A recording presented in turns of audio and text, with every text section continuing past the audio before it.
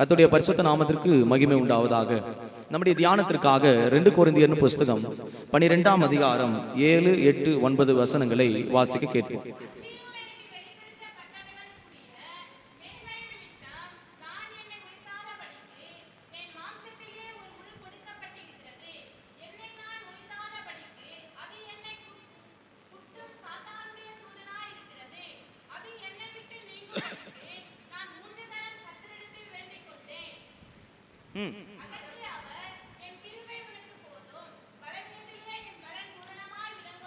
கர்த்தருடைய பரிசுத்த நாமத்திற்கு மகிமை உண்டாவதாக.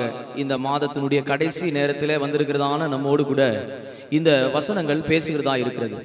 அப்போஸ்தலனாகிய பவுலுடைய வாழ்க்கையிலே நடந்ததான ஒரு சம்பவம், தேவன் அவரோடு கூட பேசுகிறதான ஒரு சம்பாஷணையை நாம் இங்கே பேச கேட்கிறோம். அவர் தேவனை நோக்கி, ஆண்டவரே, என் சரீரத்தில் ஒரு முள் கொடுக்கப்பட்டிருக்கிறது, அது என்னை குட்டும் சாத்தானுடைய தூதனாய் இருக்கிறது என்று சொல்லி 3 விசை தேவனை நோக்கி அபயமிட்டு ஜெபித்தாராம். அப்படி ஜெபிக்கும் போது தேவன் அவரோடு கூட பேசினது, என் கிருபை உனக்கு போதும், உன் பலவீனத்தில் என் பலன் பூரணமாய் விளங்கும் என்று அவருக்கு சொல்லப்பட்டது. இந்த காலை வேளையில நாம் இந்த வசனங்களை சிந்திக்க கர்த்தர் நமக்கு உதவி செய்வாராக. என் கிருபை உனக்கு போதும். ஒரு கர்த்தருடைய பிள்ளைகளுடைய வாழ்வில் இந்த கிருபையை கர்த்தர் இந்த காலை வேளையில அனுப்ப விரும்புகிறார். கிருபைக்கு பல அர்த்தங்கள் உண்டு. சில காரியங்களை இந்த வசனத்தின் அடிப்படையில் இருந்து நாம் சிந்திக்கலாம். பவுலுடைய வாழ்க்கையில தன்னை மேன்மையாக எண்ணிக்கொள்ளாதபடிக்கு கர்த்தர் தன் வாழ்க்கையில வெளிப்படுத்தினாதான வெளிப்படுத்தல்கள் வல்லமைகளை குறித்து தன்னைத்தானே மேன்மைப்படுத்தி பெருமை பாராட்டாதபடிக்கு ஒரு முள் அவருடைய மாம்சத்தில் கொடுக்கப்பட்டிருந்தது.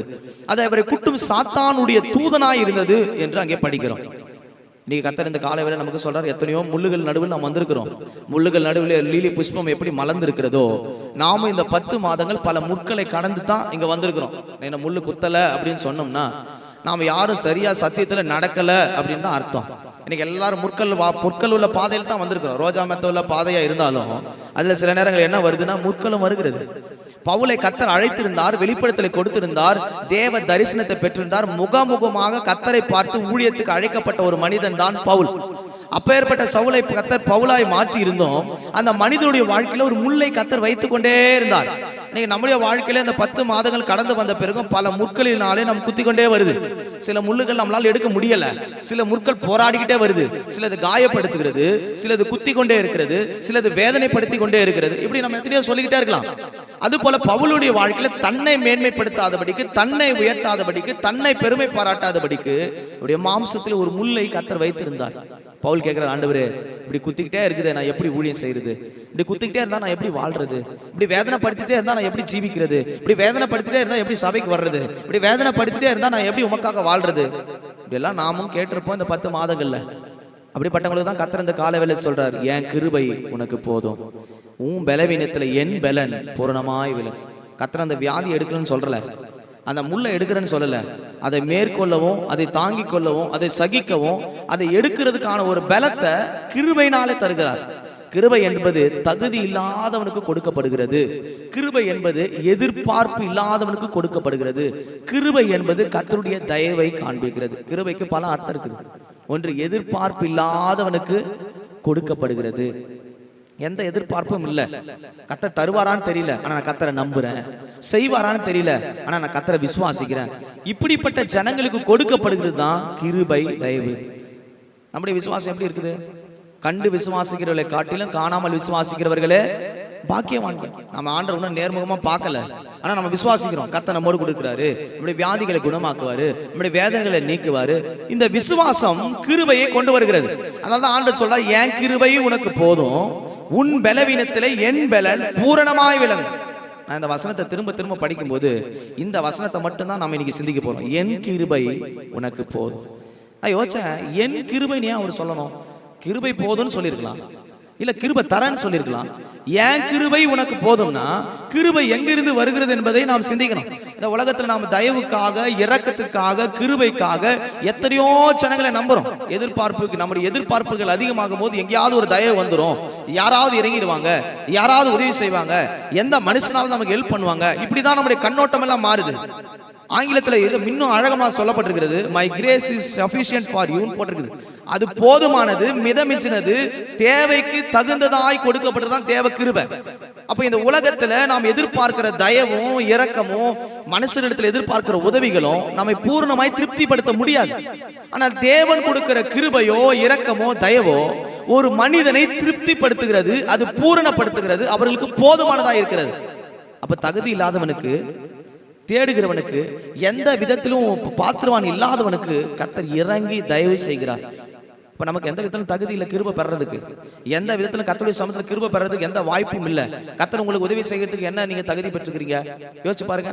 இல்ல கர்த்தருடைய சமூகத்தில் நீங்க கிருபை பெறறதுக்கு நாம் என்ன விலைக்கரியம் செலுத்தி இருக்கிறோம்? அப்படி யாரும் எந்த விலைக்கரியும் அவ்வளவு பெருசா செலுத்திடல. ஆனா எதனால் நாம் கிருபை பெற்றுக்கொள்கிறோம்? ஏன் அது என் கிருபை என்று சொல்லப்பட்டிருக்கிறது. நான் யோசிச்சு பார்த்தேன், இந்த கிருபை மனுஷனிடத்திலிருந்து வருகிறதல்ல, தேவனிடத்திலிருந்து வருகிறது. யோவானின் புஸ்தகம் 1ஆம் அதிகாரத்தை வாசிக்கும் போது கிருபை கிறிஸ்து இயேசுவின் மூலமாக ஒரு சபைக்கு, கர்த்தருடைய பிள்ளைகளுக்கு, முழு உலகத்துக்கு அனுப்பப்பட்டதாக படிக்கிறோம். யோவானின் புஸ்தகம் 1ஆம் அதிகாரம் 14ஆம் வசனத்தை வாசிக்கும் போது, அந்த வார்த்தை மாம்சமாகி கிருபையினாலும் சத்தியத்தினாலும் நிறைந்தவராய், கிறிஸ்து இயேசுவை குறித்து சொல்லப்பட்டதான ஒரு வார்த்தை, அவர் மாம்சத்திலே வெளிப்பட்டார், அவருக்குள்ளே கிருபை இருந்தது, அவருக்குள்ளே சத்தியம் இருந்தது. 17ஆம் வசனத்திலே வாசிக்கும் போது அவர் கிருபை அவர் மூலமாய் வந்தது என்று வாசிக்கிறோம். கிறிஸ்து இல்லாம கிருபை இல்ல. கிருபைக்கு இன்னொரு பொருள் இயேசு கிறிஸ்து அப்படின்னு நினைச்சுங்க. இன்னில இருந்து நீங்க கிருபை வேணும்னா இயேசு கிறிஸ்து மூலமா தவிர வேற எந்த இடத்துல இருந்து கிருபை வராது. இயேசுவின் நாமத்துக்கு இன்னொரு அர்த்தம் நான் இன்னைக்கு சொல்றேன், அது கிருபை. இயேசு கிறிஸ்துக்குள்ள கிருபை இருந்தது. அந்த கிருபை பரிபூர்ணமாய் நாம் பெற்றுக்கொள்ளும்படிக்கு மாம்சத்திலே கிறிஸ்து வெளிப்பட்டார். அல்லேலூயா, அல்லேலூயா. அந்த வார்த்தை மாம்சமானது, கிருபையினால சத்தியத்தினால் நிறைந்தவராய் நமக்குள்ளே வாசம் பண்ணினார். நாம் பூரணம் அடையும்படிக்காக நாம் அந்த கிருபையை பெற்றுக்கொள்ளும்படியாக. அப்போ கிருபை பெறணும்னா அது இயேசு கிறிஸ்துவின் மூலமா மட்டும்தான் கிடைக்கும். இந்த உலகத்துல ஜனங்க பாருங்க, இந்த கோயிலுக்கு போனா நடக்குமா, அந்த கோயிலுக்கு போனா நடக்குமா, மொட்டை அடிச்சா நடக்குமா, பரிகாரம் இல்ல வேற ஏதாவது செலுத்தினா நடக்குமா, ஏதோ நினைச்சிருக்கிறாங்க. ஒரு சில வேளாங்கண்ணிக்கு போயிட்டு இருக்கிறாங்க. அவங்க சொல்றாங்க, வேளாங்கண்ணிக்கு போனா தான் என்ன நடக்கும்?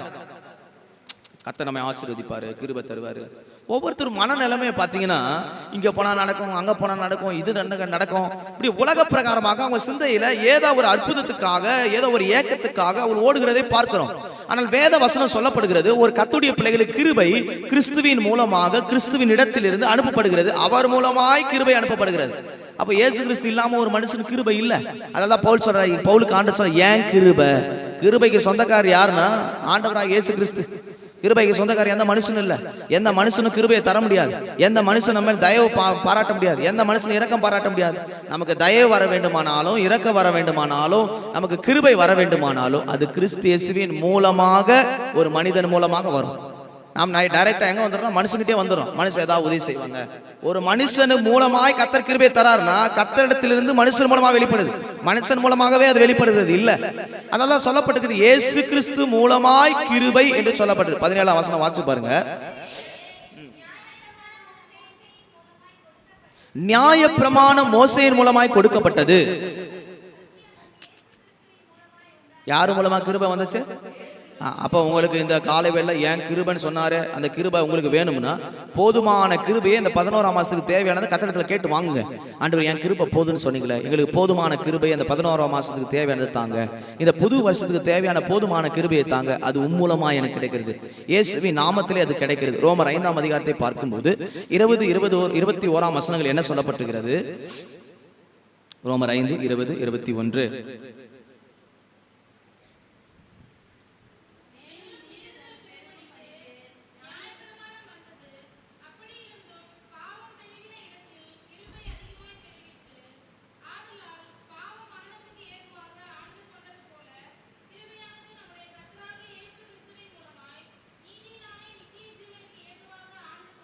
கிறிஸ்து இயேசு மூலமாய் நமக்கு என்ன வந்ததாம்? கிருபை வந்தது.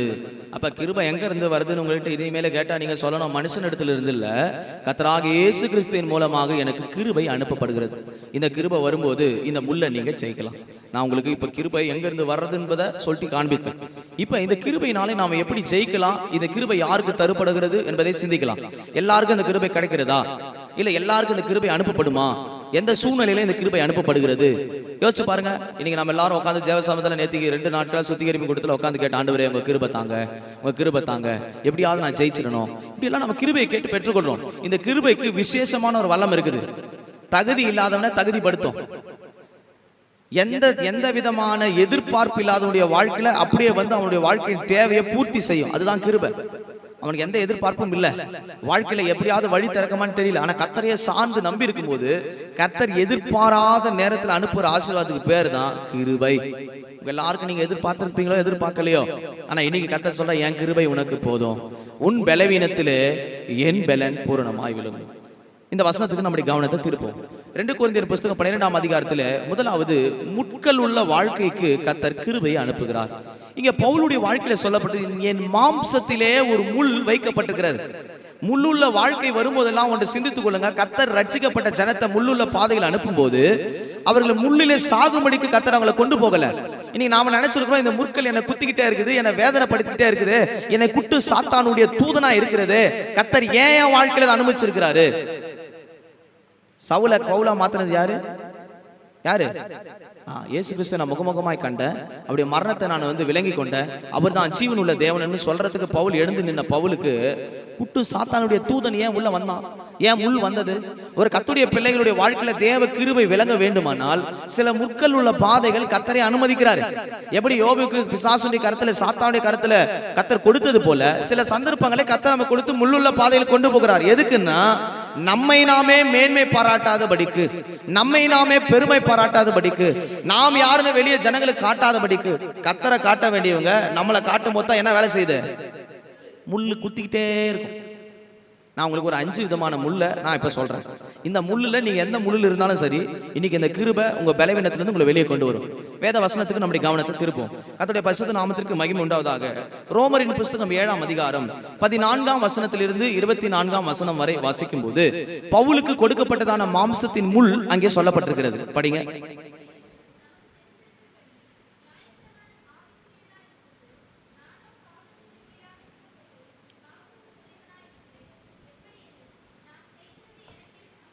நான் செய்கிறது எனக்கே சம்மதி இல்லை, நான் விரும்புகிறதை செய்யாமல் நான் வெறுக்கிறதை நான் செய்கிறேன். இப்படி நான் விரும்பாதை செய்கிறபடியால் செய்கிறவனா இருக்க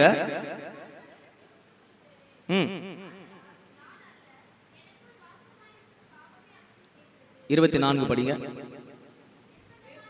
நிர்பந்தமான மனுஷன் நான், இந்த மரண சரீரத்திலிருந்து யார் என்னை விடுதலையாக்க கூடும்? இதை சொன்னது யாரு? பவுல்.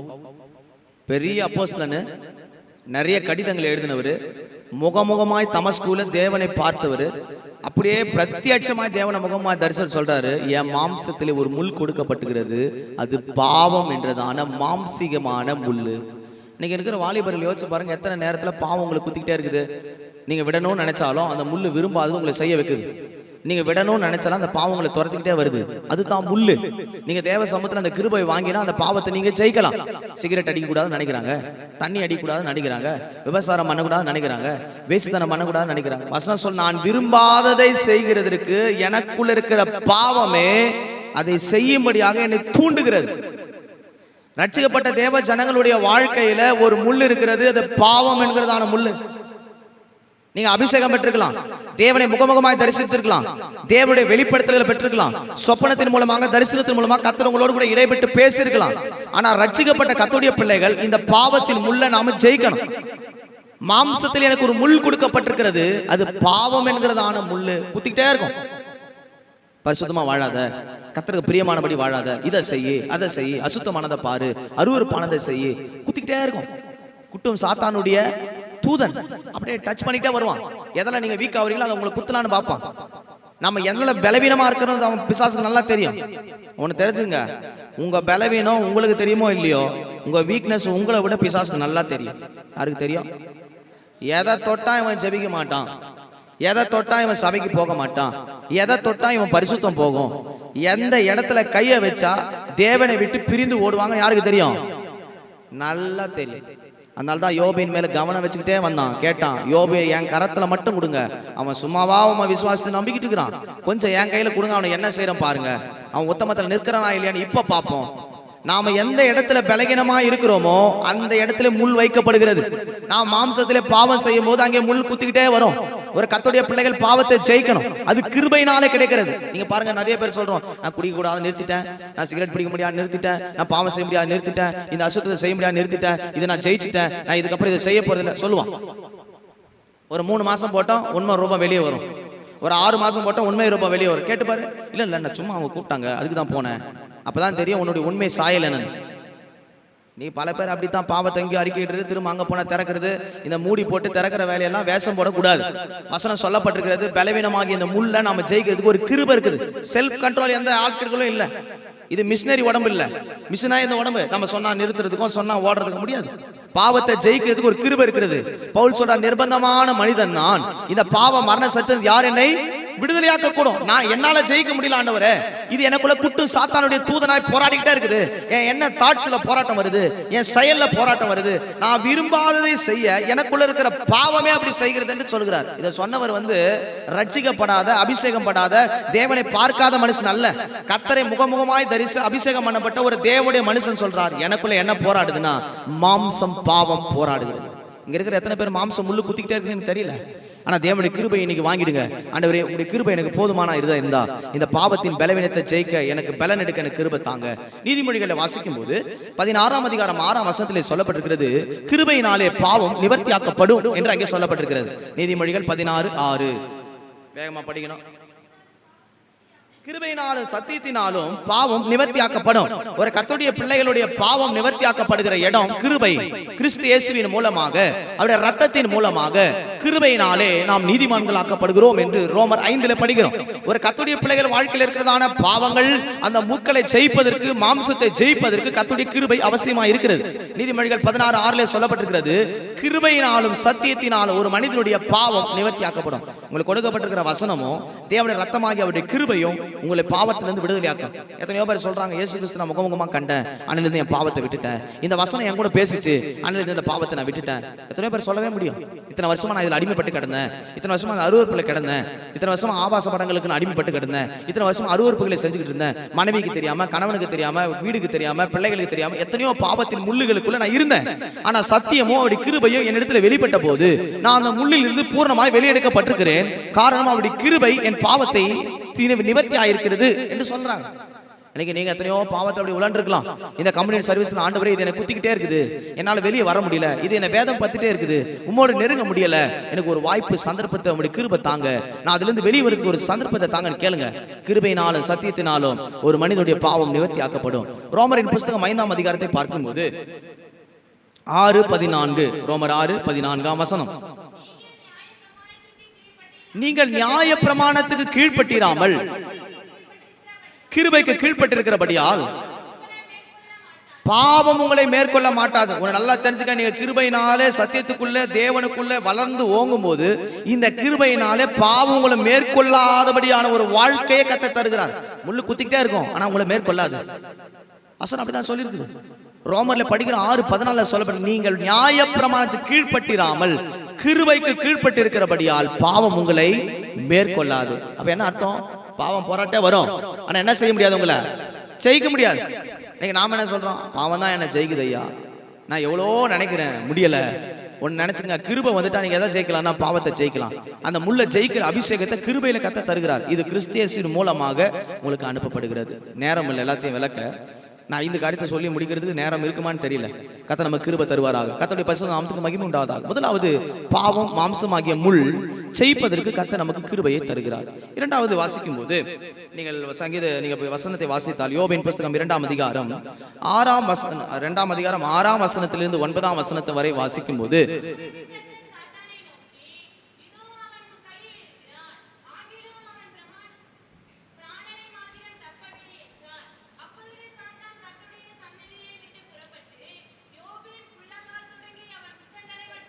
போதும், எல்லாத்தையும் படிக்க நேரம் இல்லை. நீங்க வசனத்தை குறிச்சு வச்சுங்க. கர்த்தருடைய பரிசுத்த நாமத்துக்கு மகிமை உண்டாவதாக. யோபு என்றதான கர்த்தருக்கு பயந்து உத்தமனும் நீதிமானாய் இருந்த ஒரு மனிதனை குறித்து நாம் யோபின் புஸ்தகத்தில் படிக்க கேட்கிறோம். அவன் கர்த்தருக்கு நீதிமானாய் இருந்தான், உத்தமனாய் இருந்தான், பரிசுத்தமாய் இருந்தான், பயந்து நடந்தான். அந்த மனிதனுடைய வாழ்க்கையில் நடந்த சம்பவத்தை இந்த 2ஆம் அதிகாரத்தில் படிக்க கேட்கிறோம். யோபின் வாழ்க்கையில அவனுக்கு ஒரு முள் கொடுக்கப்பட்டது. உச்சம் தலைமுடி முதல் உள்ளங்கால் மட்டிலும் அவனுக்கு கொடிய வேதனை ஊட்டுகிறதான பருக்கள் வந்ததாம், கொப்பளங்கள். இப்ப நமக்கு சின்ன சூடுல ஒரு கொப்பளம் வந்துட்டாலே நம்மால் சபைக்கே வர்றதில்லை. எதுக்கு? எவ்வளோ ஜாம் பண்ண, எனக்கு கொப்பளம் ஆண்டு வர வச்சுட்டாரு. இவரு குக்கரை ஒழுங்கா ஆப்ரேட் பண்ண தெரியாம என்னைக்காவது கிச்சன் பக்கம் போயிருந்தா தானே தெரியும். திடீர்னு போய் கிச்சன்ல கையை வச்சா குக்கரும் வெடிக்கும், கேஸும் வெடிக்கும், எல்லாம் வெடிக்கும். ஏதாவது ஒரு சூடை வச்சுட்டு கொப்பளம் வந்துருச்சு, பாஸ்டர் ஆண்டவர் என்னை கை விட்டுட்டாரு. குக்கரை நீ ஒழுங்கா வச்சு சமைக்க தெரியாம நீ போய் கையை வச்சுட்டு யார் கை விட்டாரா? இப்படி எல்லாம் ஜெபிக்க வராங்க. ஆண்டவர் கை விட்டாரு, ஆண்டவர் என் கூட இல்ல. எதுக்கு?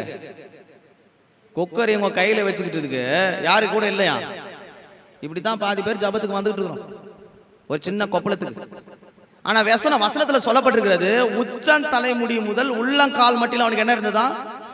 கொடிய பருக்கள். எப்படி இருக்கும்? அப்படியே அவனை வேதனை படுத்துது. அவன் ரோட்ல உட்காந்து தலையை சொரிஞ்சுக்கிட்டு ஓட்டை எடுத்து தான் சரீரத்தை சொறிறான். அப்படியே அவனை நமிச்சல் தாங்க முடியல, வேதனை. அப்படி உச்சகட்ட வேதனை முள்ளு குத்துது. நீங்க நம்முடைய வாழ்க்கையில கூட எத்தனையோ பேருக்கு வேதனை ஊட்டுகிறதான, பலவீனப்படுத்துறதான, வலி வேதனை உண்டாக்குற வியாதின்ற முள்ளு குத்திக்கிட்டே இருக்குது. அது தலையில இருக்கலாம், காலில் இருக்கலாம், கையில் இருக்கலாம், நரம்பு மண்டலத்தில் இருக்கலாம், தசைக்குள்ள இருக்கலாம், ஏதோ ஒரு உறுப்பு அவைகளுக்குள்ள உங்களை குத்திக்கிட்டே இருக்கலாம். வியாதிகின்ற முள்ளு. ஏசாயாவின் புஸ்தகம் 1ஆம் அதிகாரத்தை வாசிக்கும் போது, உச்சங்கால் தொடங்கி உள்ளங்கால் மட்டில் அது சுகமே இல்லை, அது நொதிக்கிற காயம் ஆறாத புண்ணுமாய் இருக்கிறது என்று அங்கே படிக்கிறோம். ஏசாயாவின் புஸ்தகம் 1ஆம் அதிகாரம் 5-6 வசனங்களை வாசிக்கும் போது,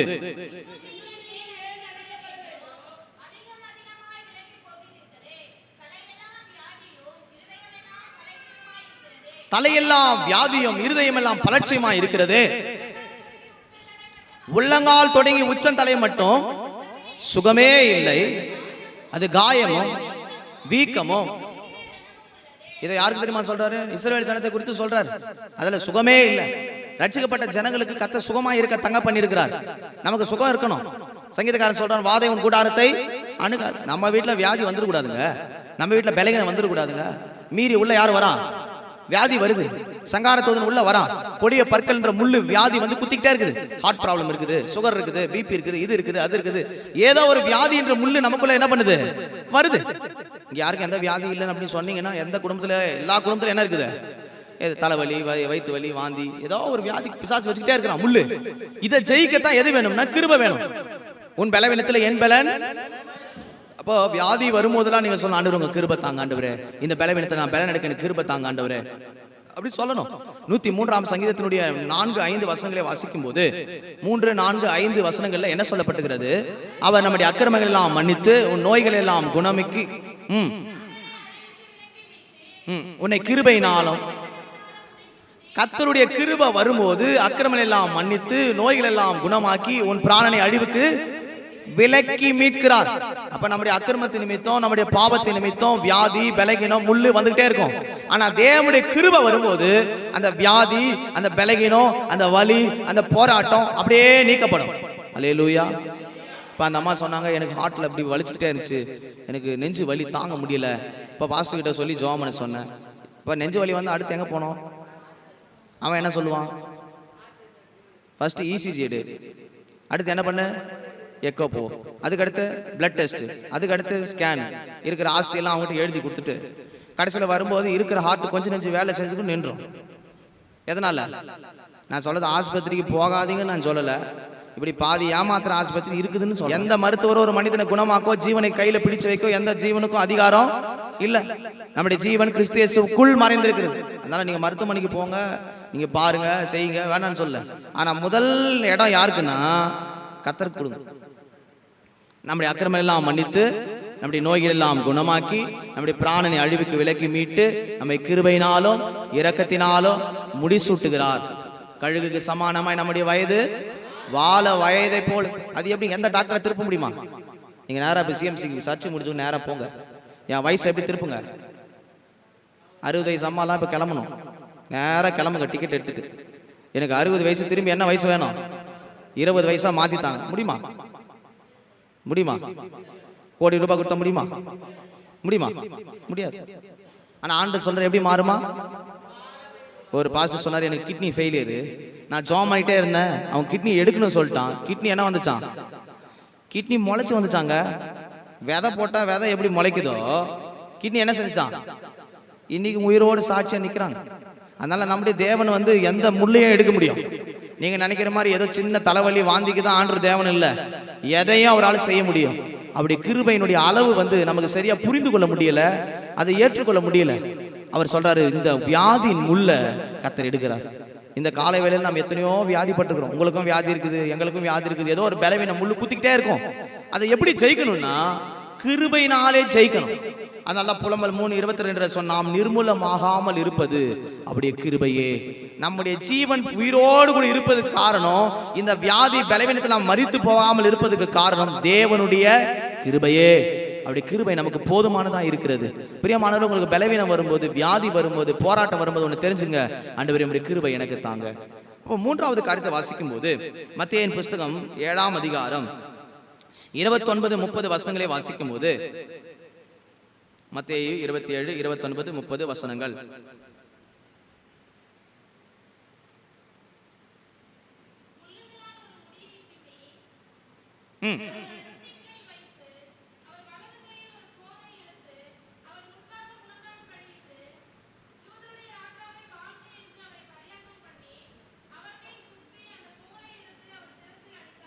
அடுத்து யாருக்கு கிருபை அளிக்கப்படுகிறது?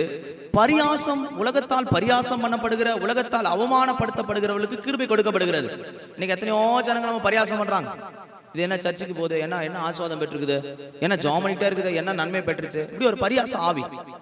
இயேசு கிறிஸ்துக்கு சிவப்பு அங்கியை உடுத்தி, அவர் தலையில முற்கிரீடம் வைத்து, காரி துப்பி முற்கிரீடத்தில் அடித்து யூதருக்கு ராஜா என்று சொல்லி அவரை பரியாசம் பண்ணினார்கள். அப்ப முள்ளு என்பது பரியாசத்தை காண்பிக்கிறது, அவமானங்களை காண்பிக்கிறது, இகழ்ச்சிகளை காண்பிக்கிறது. இன்னைக்கு இங்க இருக்கிறவங்களை எத்தனையோ பேர் பரியாசம் பண்ணிருக்கலாம், கேலி பண்ணிருக்கலாம், கிண்டல் பண்ணிருக்கலாம். ஒன்னு சொல்லுங்க, ஒன்னு தெரிஞ்சுங்க, கிறிஸ்து இயேசுக்குள் இருக்கிற கர்த்தருடைய பிள்ளைகளுக்கு உலகம் பரியாசம் பண்ணலாம், ஆனா தேவன் ஒரு நாள் நம்மை பரியாசம் பண்ண மாட்டார். தேவன் நம்மை பரியாசம் பண்ண ஒட்டார் என்று வேதம் சொல்லப்பட்டிருக்கிறது.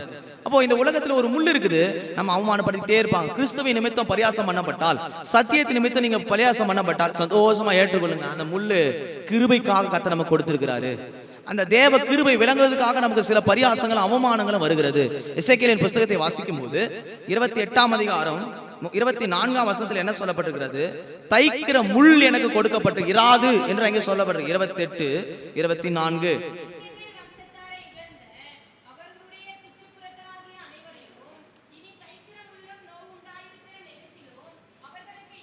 தைக்கிற முள்ளும் நோவு உண்டாக்குற நெரிஞ்சலும் இனி அவர்களுக்கு இராது. இது வரையில உங்களை பரியாசம் பண்ணி உங்களை குத்தி கொண்டிருந்த நோவு உண்டாக்குற நெரிஞ்சல் முள்ளும் எந்த முள்களும் கர்த்தர் இனி இராதபடிக்கு அதை எடுக்கிறார். இந்த காலை வேளையில இது வரைக்கும் உங்களை பரியாசம் பண்ணிருக்கலாம், அவமானப்படுத்திருக்கலாம், நிந்தித்திருக்கலாம்.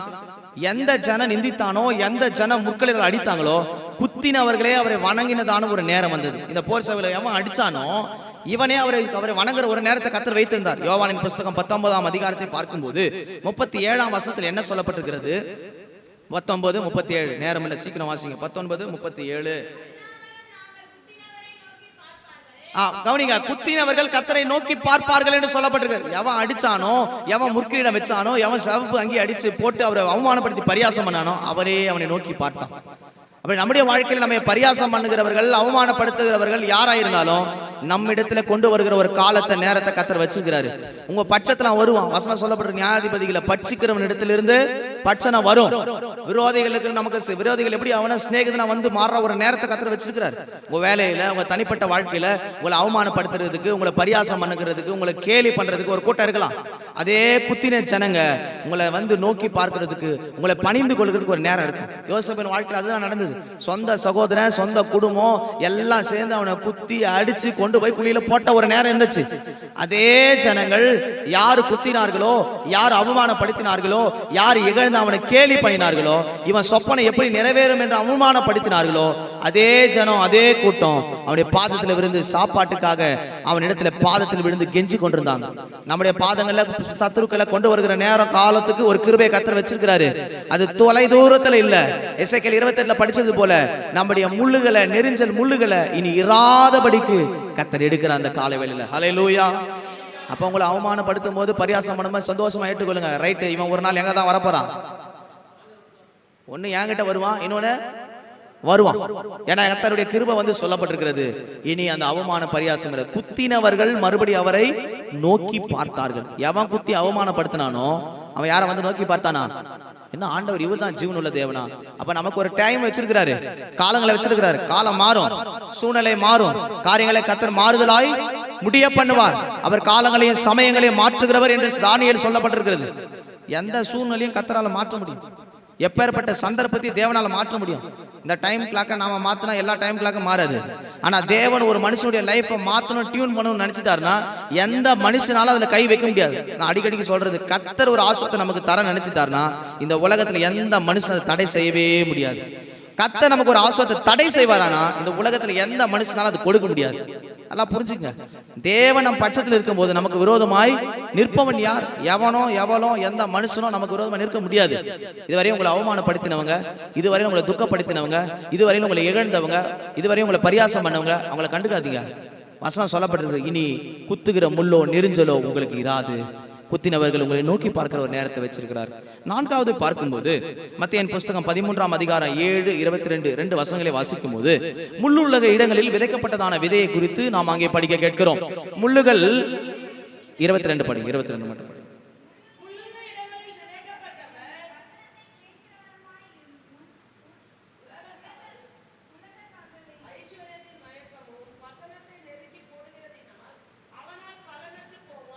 அடுத்து கவலையினாலே ஒடுக்கிறவர்களுக்கு கர்த்தர் கிருபை தருகிறார். இன்னைக்கு இருக்கிற எத்தனையோ பேர் கவலை தான். கவலை வந்து ஒரு மனுஷனுக்குள்ள வந்துருச்சுன்னா அவங்களால அதுல வெளியே வர்றது ரொம்ப கஷ்டம். கவனிங்க, கவலை வந்து ஒரு மனுஷனை ஒடுக்கும். நீதிமன்றத்தில் சொல்லப்பட்டிருக்கிறது, கவலை வந்துருச்சுன்னா நீங்க வாழ முடியாது. அது ஒரு மனுஷனை ஒடுக்கிறது. அது எலும்புரிக்கு வியாதியை போல அவனுக்குள்ள வேலை செய்கிறது. பிசாசு இப்படிதான் யார் மூலமான வேலை செய்வான். அது பிசாசு வரும். நீங்க சிந்தைகளை தவற விட்டுறக்கூடாது. கவனமா கேளுங்க. கவலை என்ற முள்ளு குத்திக்கிட்டே இருக்கும். அது குட்டும் சாத்தானுடைய தூதனை போல அப்படியே டென்ஷன் பண்ணிக்கிட்டே இருக்கும். இதை நீங்க ஒன்னும் செஞ்சு முடிக்கலையே, உன் வாழ்க்கையில் எல்லாத்தையும் இழந்திருக்கிறியே, எல்லாம் நல்லதான் நடந்துட்டு இருக்குது. கர்த்தர் அது காலத்தை நேர்த்தியாக செஞ்சுட்டு இருக்கிறாரு. அவருக்கு தெரியும். பறவைகளை பாருங்க, அது விதைக்கிறதும் இல்லை, அறுக்கிறதும் இல்லை, ஆனாலும் பரமபிதா அவைகளை போஷிக்கிறார், பிழைப்புட்டுகிறார். நம்முடைய வாழ்க்கையில எந்த நேரத்துல எந்த காரியத்தை எப்படி செய்யணும் யாருக்கு தெரியும். விருதாவா நம்ம கவலைப்பட்டு கூடாது. இது செய்யவே இல்லையா ஆண்டவரே, இது நடக்கவே இல்லையா ஆண்டவரே. இது உங்களுக்கும் கவலை வரும், எனக்கும் வரும். கவலையே இல்லாத மனுஷன் யாருமே என்ன இல்ல, பூமியிலே இல்ல. ஏதோ ஒரு காரியத்தை குறித்து அவங்களுக்குள்ள கவலை இருந்துகிட்டே இருக்குது. ஆனா 1 பேதுரு 5ஆம் அதிகாரத்தில் சொல்லப்பட்டிருக்கிறது, உங்களுடைய கவலை எல்லாம் அவர் மேல வைத்து விடுங்கள், அவர் உங்களை விசாரிக்கிறவர் ஆனபடியால் உங்களை கவலை எல்லாம் அவர் மேல் வைத்து விடுங்கள் என்று சொல்லப்பட்டிருக்கிறது. 1 பேதுரு 5ஆம் அதிகாரம் 7ஆம் வசனத்தை வாசிக்கும் போது,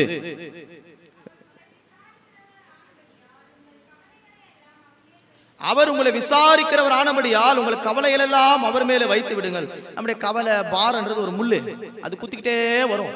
நீங்க நினைச்சு பார்க்காத மாதிரி அது வாழ்க்கையில ஒரு பெரிய போராட்ட தாக்குதலை கொடுத்துட்டே இருக்கும். சில பேருக்கு பிள்ளைகளை குறித்து கவலை, சில பேருக்கு எதிர்காலத்தை குறித்து கவலை, சில பேருக்கு அடுத்த நாள் என்ன செய்ய போறன்ற கவலை, கடனை குறித்தான கவலை, இப்படி எத்தனையோ காரியம் அழுத்துக்கிட்டே வருது. இந்த கவலை ஒரு மனுஷன் அழுத்தும் போது அது வியாதி, பலகீனம், போராட்டம், சமாதான குறைவு, தற்கொலை, போராட்டம் எங்கேயோ கொண்டு போய் முடிச்சிருது. இந்த ஸ்ட்ரெஸ், டிப்ரெஷன் வியாதி மருந்தே கிடையாது. சுகர் கூட கண்ட்ரோலிங் பண்றதுக்கு ஒரு மருந்து வச்சிருக்கலாம். ஹார்ட் ப்ராப்ளத்துக்கு கண்ட்ரோல் பண்றதுக்கு ஒரு மெடிசன் இருக்குது. நீங்க ஸ்ட்ரெஸ், டிப்ரெஷன் வியாதிக்குள்ள போயிட்டா ஒரே மருந்து கர்த்தருடைய சமூகம் தான். ஒரே ஆயுதம் தேவனுடைய கிருபையின் பாதம் தான். நல்லா புரிஞ்சுக்கோங்க. கவலை வர்ற நேரத்துல தேவனுடைய பாதத்தை பிடிங்க, தேவ சமூகத்துல விழுங்க. ஆண்டவரே, இதுல எனக்கு கவலை துக்கம் தாங்க முடியல. சங்கீதம் 55ஆம் சங்கீதத்தை பார்க்கும்போது, வருத்தப்பட்டு பாரம் சுமக்கிற நம்ம எல்லாருக்கும் ஒரு சமூகம் இருக்கிறது என்பதை வேத வசனம் நமக்கு சொல்லப்பட்டிருக்கிறது. கர்த்தருடைய பரிசுத்த நாமத்துக்கு மகிமை உண்டாவதாக. வாசி பாருங்க 22. கர்த்தர் மேல் உன் பாரத்தை வைத்து விடு, அவர் உன்னை ஆதரிப்பார், நீதிமானை ஒருபோதும் தள்ளாட விட்டார். அப்போ நீதிமானுக்கு ஒரு நாள் என்ன இல்லைன்னா தள்ளாடுற வாழ்க்கை இல்லை. என்ன நடக்க போகுது, ஏது நடக்க போகுது. நீதிமான் கால்கள் வந்து திட்டமா ஸ்திரமா நடக்கும். நீதிமான் சிங்கத்தை போல தைரியமா இருக்கிறான், அவனுக்கு கவலையே இல்லை. சிங்கக்குட்டிகள் தாழ்ச்சி அடைந்து பட்டினியாய் கிடக்கும், கர்த்தரை தேடுகிற பிள்ளைகளுக்கு ஒரு நன்மையும் குறையப்படாது. சங்கீதம் 34:10 இவைகள் சொல்லப்பட்டிருக்கிறது. கவலை வரும்போதெல்லாம் நினைச்சிருங்க, ஆண்டவரே என் கவலைகள் எல்லாம் அப்படி பாதத்துல வைக்கிறேன். நீங்க அந்த கவலைகளுக்காக சிலுவையில மரிச்சிருக்கிறீங்க, அந்த ரத்தத்தினால் எனக்கு ஒரு மீட்பு உண்டாகட்டும். என் கவலையெல்லாம் எடுங்க, அவர் என்னை விசாரிக்கிறான் ஆனபடியால் என் கவலையெல்லாம் அவர் மேல் வைக்கிறேன். இந்த உலகத்தை நம்ம யாரும் விசாரிக்க மாட்டாங்க.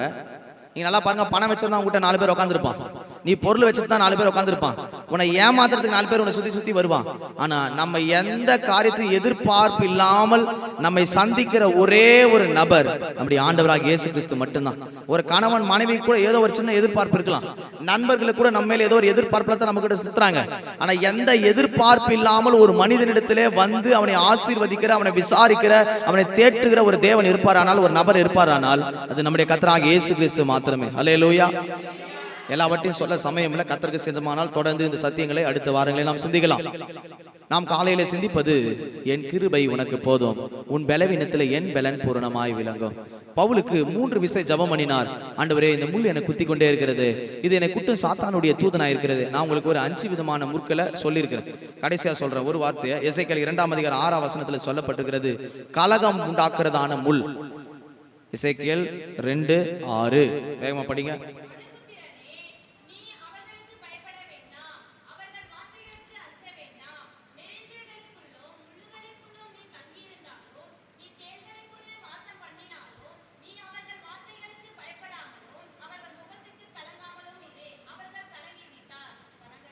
என்ன விட்டாரு?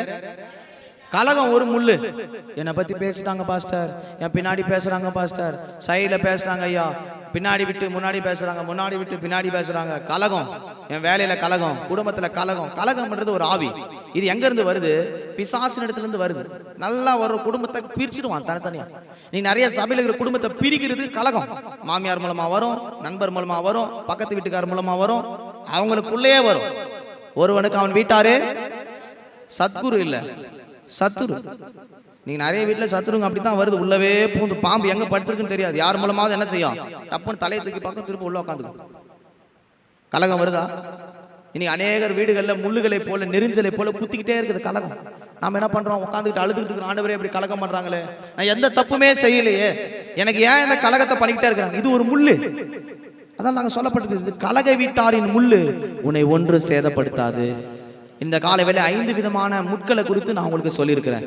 பாவம் என்ற முள்ளு, வியாதி என்ற முள்ளு, இந்த உலக கவலையும் ஐஸ்வர்ய மேன்மை என்றதான ஒரு முள்ளு, இந்த உலகத்துல மனுஷன் சகிக்க கூடாதான இந்த முட்களை, கலகம் என்ற முள்ளு. இப்படி 5 விதமான முட்களை நான் உங்களுக்கு சொல்லியிருக்கிறேன். இது ஏதோ ஒரு முள்ளுனால நீங்க தாக்கப்பட்டிருக்கலாம், அவமானம் இகழ்ச்சின்றதால முள்ளுனால தாக்கப்பட்டிருக்கலாம். இந்த 5 முள்ளுல எந்த இடத்துல இருந்தாலும் கேளுங்க, ஆண்டவரே இந்த முட்கள் எனக்கு குத்திக்கிட்டே இருக்குது, இதை மேற்கொள்றதுக்கு என் கிருபை, எனக்கு பலன் இல்லை, இதை சகிக்க எனக்கு பலன் இல்லை, இதை தாங்கிக் கொள்ள எனக்கு சக்தி இல்லை. ஆனா எனக்கு ஒண்ணு தெரியும், பவுலுக்கு சொன்னது போல, உம்முடைய கிருபை எனக்கு போதும், உம்முடைய பலன் எனக்கு போதும், என் பலவீனத்தில் உம்முடைய பலத்தை பூர்ணமா அனுப்புங்க. நான் ஒரு பலவீனமா வந்திருக்கிறேன், என்னை பலப்படுத்தும், என்னை பலப்படுத்துகிற கிறிஸ்துவினாலே எல்லாவற்றையும் செய்ய எனக்கு பலன் உண்டு. முழங்கால் படிட்டு தேவ சமூகத்தில் ஒரு 5 நிமிஷம், ஆண்டவரே உம்முடைய கிருபை எனக்கு தாங்கப்பா, உம்முடைய கிருபையை நான் நம்பி வந்திருக்கிறேன் ஆண்டவரே, எதையே நான் சார்ந்து வரவில்லை, உம்முடைய கிருபையே சார்ந்து வந்திருக்கிறேன். உம்முடைய கிருபை எனக்கு போதுமானதா இருக்கட்டும், என் வாழ்க்கைக்கு அது போதுமானதா இருக்கட்டும், என் குடும்பத்துக்கு அதுக்கு போதுமானதா இருக்கட்டும், என் வேலைக்கு அது போதுமானதா இருக்கட்டும். போதுமான கிருபையை தேவ சமூகத்தில் கேட்டு பெற்றுக்கொள்ளுங்க. என் கிருபை உனக்கு போதும், உன் பலவீனத்தில் என் பலன் பூரணமாய் விளங்கும். பாவம் என்கிற முள்ளு, வியாதி என்கிற முள்ளு, கலகம் என்கிற முள்ளு, சொல்லுங்க ஆண்டவரே, உலக கவலை, கவலை என்ற முள்ளு என்ன வேதனைப்படுத்துது ஆண்டவரே, அவமானங்களை, நிந்தைகளை, பரியாசங்களை, இகழ்ச்சிகளை என்ன வேதனைப்படுத்துற முல்லை போல குத்திக்கிட்டே இருக்குது, அதை குட்டு சாத்தானுடைய தூதனாய் இருக்கிறது. கிருபை தாங்க ஆண்டவரே, கிருபை தாங்க ஆண்டவரே.